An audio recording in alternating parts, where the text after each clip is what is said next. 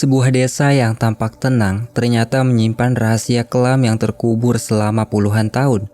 Apa yang terjadi jika dosa masa lalu mulai menagih nyawa satu persatu melalui sebuah tulisan misterius di dinding desa? Inilah kisah penuh teka-teki dari film Mangalawaram.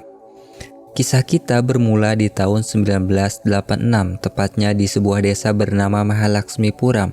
Di sana hidup seorang gadis kecil bernama Sailu.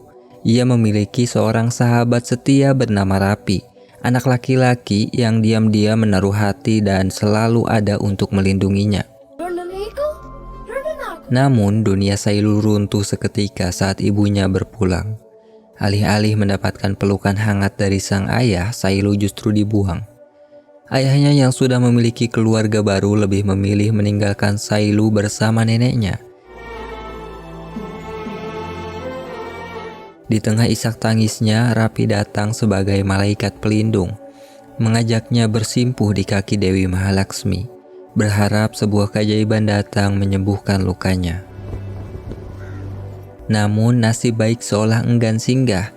Ayah Rapi yang ringan tangan tiba-tiba datang dan menghajar putranya tanpa ampun hanya karena masalah sepele. Rapi terpaksa pergi dengan hati hancur. Namun yang lebih mengerikan adalah tatapan ayah Rapi kepada Sailu, sebuah gelagat penuh ancaman yang akan mengubah hidup Sailu selamanya. Tak lama setelah kejadian kelam itu, Sailu tumbuh menjadi gadis yang tertutup. Ia mengalami masa pubertas di usia yang sangat belia.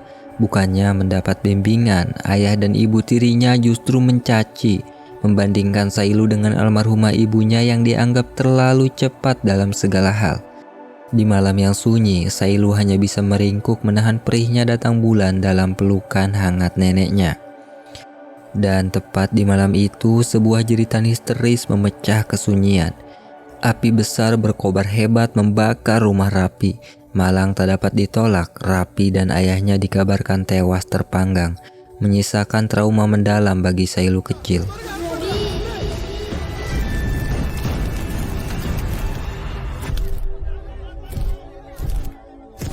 Waktu berlalu, 10 tahun kemudian desa Mahalaxmipuram dikejutkan oleh sebuah fenomena aneh. Warga yang tengah beraktivitas mendadak mematung saat melihat sebuah coretan misteri di dinding desa. Tulisan itu bak surat kematian yang mengundang rasa ngeri sekaligus penasaran. Daniel, seorang petani yang buta huruf, meminta Kasih Raju membacakannya. Namun seketika dunianya runtuh. Tulisan itu mengungkap skandal perselingkuhan yang dilakukan istrinya, Mary, dengan tetangga mereka sendiri, Maci Raju. Amarah Daniel pun meledak. Ia bersumpah akan mencabut nyawa istrinya malam itu juga. Belum usai kegemparan itu, sebuah kabar mengerikan kembali datang dari perkebunan pisang. 2 jasad ditemukan terbujur kaku di dekat sumur. Mereka adalah Mary dan Maci Raju. Dugaan bunuh diri pun merebak. Namun hal itu tak membuat sosok S.I. Maya percaya begitu saja. Sebagai penyidik baru yang sigap, Maya langsung terjun ke lokasi untuk mengumpulkan bukti-bukti. Ia bahkan menyewa Pasu, seorang fotografer, untuk mengabadikan setiap sudut TKP yang janggal. Namun proses investigasi tak berjalan mulus. Saat mayat hendak dibawa untuk diotopsi, kelompok Gurja menghadang dengan keras. Hingga akhirnya muncullah sosok Pak Prakasam, sang tuan tanah sekaligus penguasa desa. Prakasam adalah pria yang dingin. Ia membenci ayahnya sendiri dan tidak percaya pada kekuatan Tuhan manapun. Ia tiba di lokasi dengan langkah gontai di bawah pengaruh alkohol, menatap dingin pada kekacauan yang baru saja dimulai di desanya. Ketegasan S.I. Maya seketika luruh di hadapan Pak Prakasam. Di desa ini titah sang tuan tanah adalah hukum yang tak tertulis. Dengan satu perintah dingin, ia melarang jenazah tersebut dibawa, membuat pihak kepolisian tak berkutik. Dari sinilah tabir kemunafikan penduduk Mahalaxmipuram mulai terungkap. Di balik wajah-wajah polos warga desa, tersembunyi moralitas yang telah busuk hingga ke akar. Para lelaki yang hobi bermain serong, hingga rumor dan prasangka yang sengaja ditiupkan untuk memicu kekacauan, membuat tatanan desa ini terasa absurd dan menjijikan. Meski begitu, Di tengah pekatnya kegelapan, masih ada secercah cahaya pada sosok Dokter Piswa dan istri sang tuan tanah yang tampak begitu bersahaja. Tapi tahan dulu, jangan mudah tertipu dengan sampulnya, karena di desa ini kita akan segera menyaksikan bagaimana sosok iblis pandai menyamar menjadi malaikat. Jadi bersiaplah untuk kenyataan yang akan menghantam logika. Perayaan karnaval filantropi yang megah seharusnya menjadi momen sukacita. Namun di balik kemilau pesta, seorang predator bebas berkeliaran mencari mangsa berikutnya. Tepat saat matahari hari Selasa terbit, dinding desa kembali berbicara melalui coretan misteri yang mengungkap dosa penduduk lainnya. Tak berselang lama, dua jasad kembali ditemukan tergantung tak bernyawa. Sang pelaku mencoba menggiring opini bahwa ini hanyalah aksi bunuh diri biasa. Namun S. Imaya bukan detektif kemarin sore. Ia mencium aroma kejanggalan yang menyengat. Hingga akhirnya ia berhasil mengamankan jasad tersebut ke ruang otopsi tanpa ada yang berani menghalangi lagi. Analisis demi analisis mulai merujuk pada satu kesimpulan pahit. Desa ini dihuni oleh para munafik.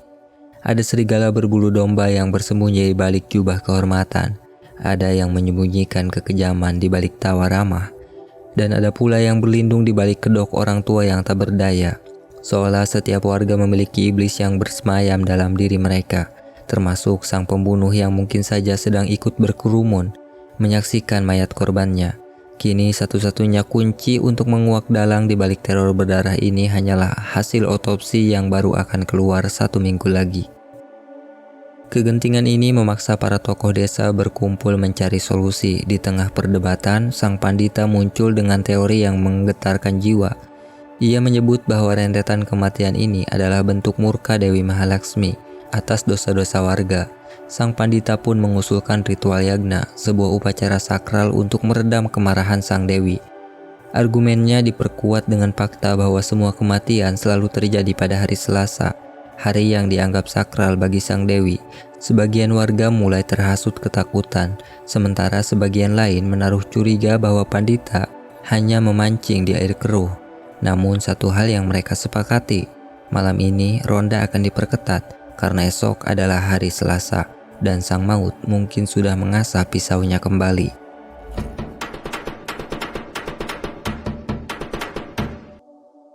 Malam perondaan pun tiba. Atmosfer desa Mahalaksmi Puram terasa begitu panas karena amarah para bapak-bapak yang sudah mencapai ubun-ubun.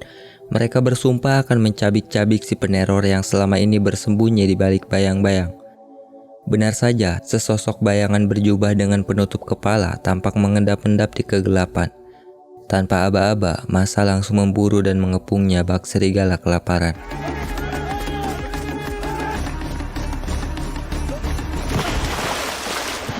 Setelah pengejaran yang menguras keringat, sosok ini akhirnya tersudut. Namun betapa terkejutnya mereka saat penutup kepalanya dibuka. Ternyata dia adalah Nani, seorang pemuda asli desa itu yang selama ini tak pernah dicurigai. Benarkah Nani pelakunya, ataukah dia hanya pion dalam permainan yang lebih besar? Keanehan tidak berhenti di situ. Di sisi lain desa, muncul desas-desus mengerikan tentang sosok hantu yang menghantui sumur tua.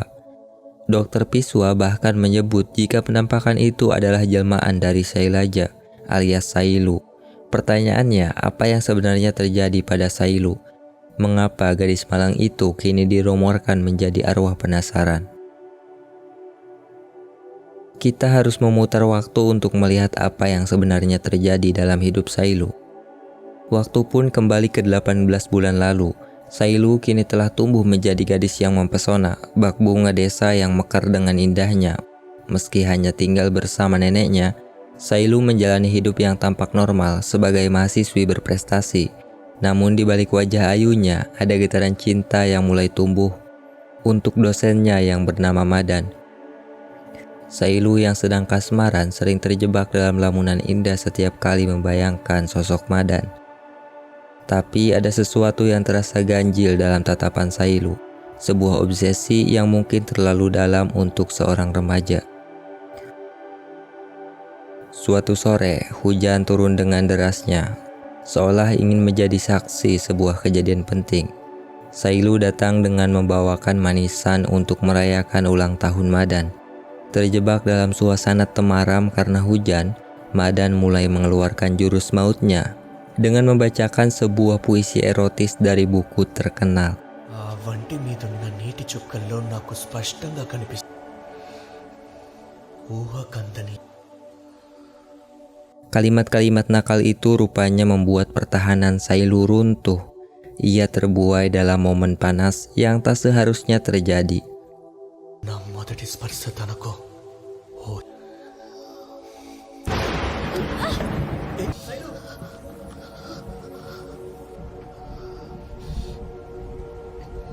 Bukannya pulang, Sailu justru menyerahkan segalanya pada Madan malam itu.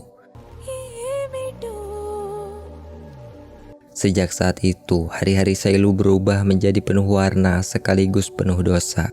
Ia terjebak dalam romansa gelap bersama Madan, melakukannya hampir setiap hari tanpa memikirkan konsekuensinya.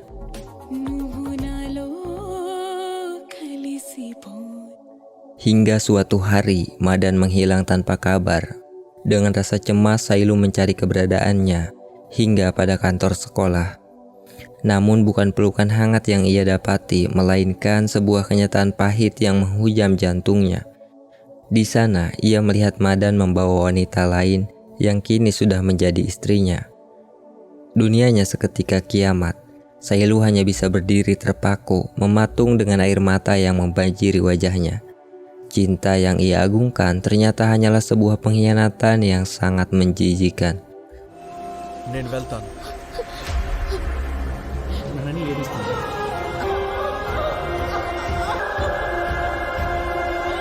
Cobaan seolah enggan berhenti menghantam hidup Sailu. Satu-satunya tempat ia bersandar, sang nenek, kini telah pergi untuk selamanya. Di tengah duka yang belum mengering, ayahnya datang. Bukan untuk memeluk, tapi justru menagih sertifikat tanah warisan. Karena sudah muak dengan kerakusan ayahnya, Sailu melemparkan surat tanah itu tepat ke wajah sang ayah.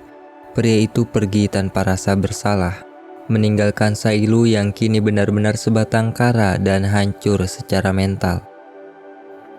Depresi berat mulai menggerogoti akal sehat Sailu. Dalam kekalutan, ia terus membayangkan sosok Madan yang pernah mengisi hari-harinya. Begitu rapuhnya Sailu, hingga ketika seorang pria asing mengikutinya, ia justru melihat bayangan Madan pada pria tersebut. Sobat, inilah babak paling kelam dalam hidup Sailu. Ia terperosok dalam gaya hidup bebas yang sulit ia lawan. Seakan raganya disetir oleh kebutuhan seksual yang tak terkendali akibat trauma mendalam. Sailu berada di fase hidup segan mati tak mau. Namun malang tak bisa ditolak. Kabar tentang perilakunya sampai ke telinga sang tuan tanah. Sailu diusir dengan sangat hina, dipermalukan di depan umum, hingga akhirnya jasadnya ditemukan terbujur kaku di dasar sumur tua. Desa Mahalaksmipuram menyebutnya bunuh diri karena malu. Tapi benarkah demikian? Kembali ke masa sekarang, hasil otopsi yang ditunggu-tunggu akhirnya rampung. Di meja Esi Maya, bukti medis itu berbicara lantang. Nani bukanlah pelakunya. Berbekal bukti baru, Maya mulai menyusun kepingan teka-teki tentang siapa sebenarnya dalang di balik teror tulisan dinding ini. Malam Selasa pun tiba, suasana desa berubah mencekam. Hanya diterangi cahaya obor yang menari-nari. Warga yang panik mulai berhalusinasi. Ada yang berteriak melihat penampakan Dewi Mahalaksmi dan menganggap kiamat sudah dekat bagi desa mereka. Di tengah kekacauan itu, sebuah teriakan menunjuk ke arah tulisan di dinding. Namun sial, itu hanyalah pancingan berupa iklan layanan masyarakat. Warga tersadar mereka telah dijebak dan segera berlari menuju pusat desa. Di sudut desa yang sepi, sosok peneror itu akhirnya menampakkan diri. Siapa sangka, ternyata pelakunya adalah wajah Dokter Piswa yang selama ini dikenal sangat baik hati. Intuisi Esi Maya ternyata tak meleset. Dengan tenang, Maya membongkar trik kotor sang dokter. Mulai dari menyebar rumor hantu Sailu untuk menakuti warga, hingga penggunaan obat bius atau anestesi yang ditemukan pada tubuh setiap korban, sesuai hasil otopsi. Namun saat Maya hendak membekuknya,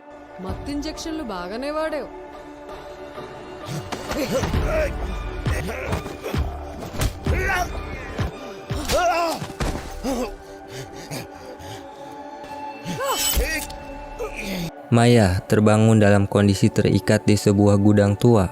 Meski nyawanya di ujung tanduk, Maya tetap bersikap kritis. Ia mencerca Dr. Pisua dengan pertanyaan-pertanyaan tajam. Maya awalnya mengira Sailu adalah simpanan sang dokter yang membuatnya dendam pada warga desa. Namun fakta yang keluar dari mulut Dr. Pisua jauh lebih menyayat hati. Sebagai seorang dokter, beliau adalah satu-satunya orang yang melihat Sailu bukan sebagai wanita nakal, melainkan sebagai korban dari kondisi medis dan trauma yang teramat sangat mendalam. Malam itu, Dr. Pisua menemukan Sailu dalam kondisi yang sangat memprihatinkan. Tubuhnya penuh luka dan jiwanya hancur. Saat siuman, Sailu sempat hilang kendali, mengacak-acak seisi ruangan seolah ingin mengeluarkan semua iblis dalam dirinya. Ia mengaku lelah hidup, namun terlalu takut untuk mengakhiri nyawanya sendiri. Tersentuh oleh penderitaan itu, Dr. Pisua bertekad merawatnya. Melalui konsultasi psikiatri, terungkaplah sebuah kenyataan pahit. Sailu mengidap hypersexual disorder. Ini bukan tentang nafsu, sobat, tapi kelainan psikoseksual akibat trauma masa kecil. Bayangkan tubuhnya dipaksa melepaskan hormon 10 kali lipat lebih banyak dari manusia normal. Ia sering menggigil ketakutan dan melukai dirinya sendiri hanya untuk mengalihkan rasa haus tubuhnya dengan rasa sakit. Dan setelah semuanya berakhir, Sailu akan didera rasa bersalah yang luar biasa. Inilah alasan kenapa banyak pengidapnya memilih jalan bunuh diri karena tak kuat menanggung beban mental yang tak dipahami orang lain. Penyakit ini tidak punya obat medis, yang ia butuhkan hanyalah dukungan. Sayangnya desa Mahalaksmipuram justru memberinya caci maki. Dr. Pisua melihat sosok putrinya sendiri pada diri Sailu. Putrinya yang dulu bunuh diri tanpa ia ketahui penyebabnya. Bagi sang dokter, menyelamatkan Sailu adalah cara untuk menebus penyesalan masa lalunya. Namun Sailu tetap merasa hampa. Sampai akhirnya satu orang muncul untuk menyalakan kembali gairah hidupnya. Sesosok pria bertopeng yang selama ini membantu Dr. Pisua melancarkan teror. Dan saat topeng itu dibuka, kita semua akan dibuat merinding. Karena pria itu adalah Rapi. Rapi ternyata tidak mati dalam kebakaran 10 tahun lalu. Malam itu Rapi kecil memergoki ayahnya yang bejat sedang melecehkan Sailu. Murka yang tak terbendung membuat Rapi gelap mata dan menghabisi ayahnya sendiri. Ia membakar rumah untuk melenyapkan bukti. Namun api itu turut menghanguskan wajahnya. Sejak saat itu ia hidup dalam bayang-bayang, mengenakan topeng untuk menutupi luka dan rasa malu atas perbuatan ayahnya. Selama ini ia tak pernah jauh dari Sailu, memantaunya dari kejauhan. Rapi melamar Sailu, menjanjikan lembaran baru yang bersih. Harapan itu sempat mekar, sebelum akhirnya layu selamanya. Tragedi kembali menghantam saat Rapi dan Dr. Pisua pergi berbelanja untuk persiapan pernikahan. Sailu ditemukan tak bernyawa di sumur tua. Desa boleh menganggapnya bunuh diri, tapi Dr. Pisua tahu ini adalah pembunuhan terencana. 6 orang warga desa menjadi dalang di balik kematian Sailu. 4 diantaranya sudah tewas dalam rentetan teror yang kita lihat di awal film. Orang kelima, Pasu sang fotografer, baru saja dihabisi oleh Rapi dengan tangannya sendiri. Kini tersisa 1 orang lagi, sosok yang paling tidak terduga, sang iblis yang selama ini menyamar dengan wajah malaikat. Dia adalah Sri Devi, istri dari sang tuan tanah. Inilah dalang utama di balik hancurnya hidup Sailu. Rahasia kelam Sri Devi akhirnya terendus oleh suaminya sendiri, Pak Prakasam. Namun bukannya merasa bersalah, Devi justru menunjukkan wajah aslinya yang mengerikan. Dengan dingin ia menikam Pak Prakasam dan mulai menceritakan dosa-dosanya dengan nada penuh kepuasan. Semua bermula saat Sailu yang kala itu sedang bersembunyi dari kejaran orang-orang jahat. Tak sengaja melihat Devi sedang bercumbu dengan fotografer Pasu. Takut rahasianya terbongkar, Depi menyusun rencana licik bersama Pasu dan 4 anak buahnya. Pertama, mereka menghancurkan reputasi Sailu di mata warga desa, hingga ia diusir secara hina. Dan puncaknya, dengan perintah yang begitu keji, Depi menyuruh mereka menghabisi Sailu dan menenggelamkan jasadnya ke sumur tua. Melihat ekspresi dajal istrinya yang sama sekali tak menyesal, Pak Prakasam pun sampai pada batas kesabarannya. Ia memutuskan untuk menjadi hakim bagi istrinya sendiri. Depi akhirnya meregang nyawa dengan cara dibakar hidup-hidup.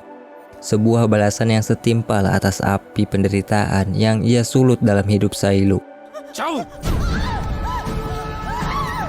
Dokter Piswa yang baru tiba hanya bisa terpaku menyaksikan pemandangan mengerikan itu.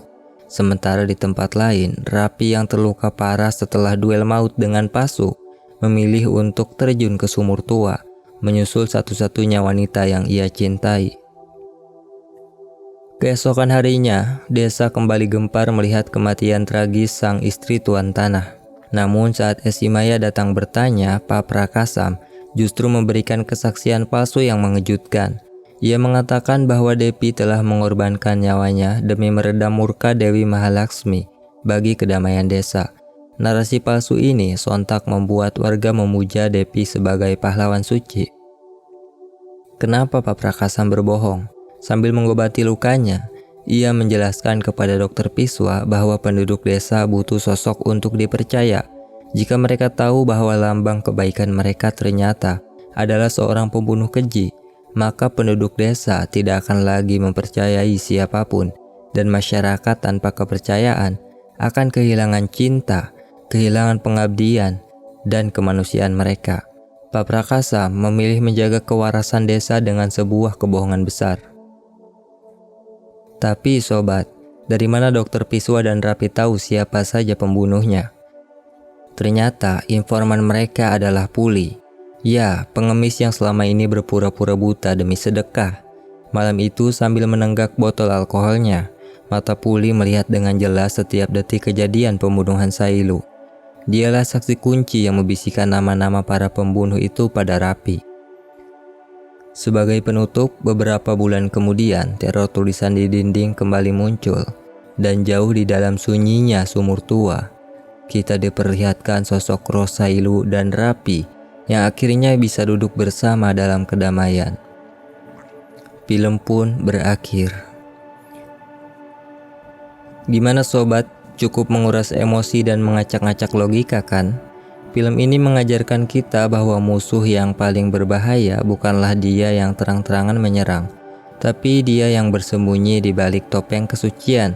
Dan yang terpenting, jauhilah prasangka buruk, karena seringkali kebenaran tertutup oleh suara-suara sumbang di sekitar kita.